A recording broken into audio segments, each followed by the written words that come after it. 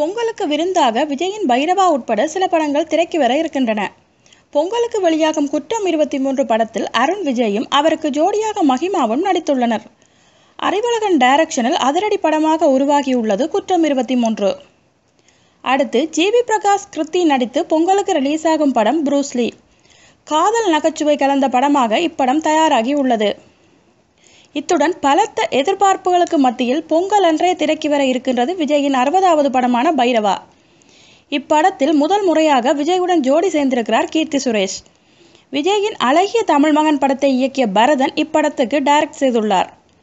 விஜய், கீர்த்தி சுரேஷுடன் தம்பி ராமையா, டேனியல் பாலாஜி, மொட்டை ராஜேந்திரன், சதீஷ் என பலரும் நடித்துள்ளனர்.